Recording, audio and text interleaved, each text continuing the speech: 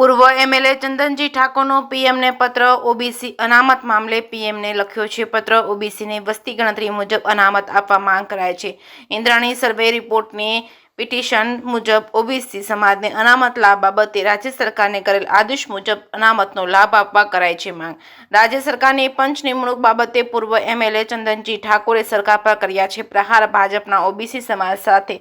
અન્યાય કરતી હોવાના કર્યા છે આક્ષેપ જે કેસની ગુજરાતી સાથે મનુ ઠાકર રાધનપુર। સન્માન્ય રાહુલ ગાંધીજી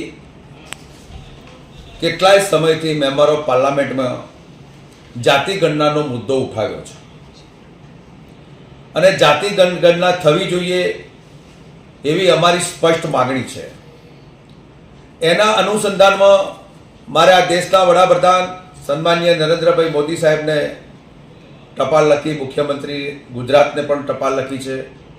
અને એના ભાગરૂપે આજે જે ઓબીસી કમિશન જે રચના કરવાના છે એમાં એક સભ્યની કરવામાં આવી છે। ખરેખર પંચ હંમેશા 5 સભ્યોનું હોય, એના ચીફ સેક્રેટરી પણ ઠરાવ કરીને આપે છે, સ્વાગતનામું રજૂ કરીને આપે છે કે 2 સભ્યોનું કમિશન હો હાઈકોર્ટમાં આપે છે। તેમ છતાંય મારી માગણી એવી છે કે ઓબીસીનું જે સભ્યનું જે છે એ 5 સભ્યોનું હોવું જોઈએ અને સાથે સાથે એ પણ મારી માગણી છે ઓબીસીના ઠરાવ 1/4/78માં 52% વસ્તીના ધોરણે 27% અનામત ત્યારે બેસિક જ્ઞાતિઓ હતી અને બેસિક જ્ઞાતિઓનો સમાવેશ કરવામાં આવ્યો હતો, પરંતુ પાછળથી ઓબીસી સમાજમાં 64 જ્ઞાતિઓ ઉમેરવામાં આવી અને 64 જ્ઞાતિઓ ઉમેરવામાં જ્યારે આવી ત્યારે અનામતની જે ધોરણ 52%નું જે રેશિયો 146 જ્ઞાતિ થઈ છતાં એનું બજેટનું જે ક્ષેત્ર હતું એ તેના હકના અધિકારો ત્યાં રહ્યા અને એના જે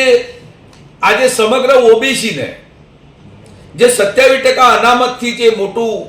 એમાં 146 જ્ઞાતિનો જે ઉમેરો થયો એનાથી ઓબીસી સમાજમાં બહુ મોટું નુકસાન થયું છે। એ નુકસાન એટલા માટે થયું છે કે જ્યારે 84 જ્ઞાતિઓ હતી ત્યારે પણ એનો રેસ ભંડોળ આટલો હતો તો 146 જ્ઞાતિમાં રેસનો ભંડોળ કેટલો હોવો જોઈએ? આ ગુજરાતમાં ભારતીય જનતા પાર્ટી ઓકડામાં માહિર છે, ઓકડા બનાવવામાં માહિર છે, પણ ઓબીસીને હકને અધિકાર આપવા માટે માહિર નથી। ક્યાંક ઓકડાની લડાઈમાં, ક્યાંક કેલ્ક્યુલેટરની લડાઈમાં અને ક્યાંક ભારતીય જનતા પાર્ટી ઓબીસીના મતે ચૂંટાય છે, ઓબીસીના મત લે છે, 156 થી બાકીના વધારા લઈ ગયા। આજે આટલી સ્પષ્ટ બહુમતી એમાં કોઈ પણ સીટ કે ક્ષેત્ર એવું નહીં હોય જ્યાં ઓબીસીના મત ના હોય, છતાંય આ ભારતીય જનતા પાર્ટીની કુપટ નીતિ અને એમની ભ્રષ્ટ નીતિના કારણે મારો ઓબીસી જે સમાજ છે એ ક્યાંક ને ક્યાંક આજે અતુષ્ટ છે અને આજે ઓબીસી સમાજમાં મોટો અન્યાય થઈ રહ્યો છે। એના માટે મારા ઓબીસી સમાજના દીકરા દીકરીઓ ભણવામાં નિષ્ફળતા એટલા માટે કે જે મારું જે ભંડોળ આપવું જોઈએ એ ભંડોળ નથી આવતું, વ્યવસ્થા નથી ઊભી થતી, એના કારણે ત્યાં અભ્યાસ પણ છોડી દે છે, પૂરતી યોજનાઓ નથી મળતી, પૂરતા લાભ નહીં મળતા। એટલા માટે આ મારી સ્પષ્ટ ગુજરાત સરકારને માગણી છે કે જાતિ 52% વસ્તી,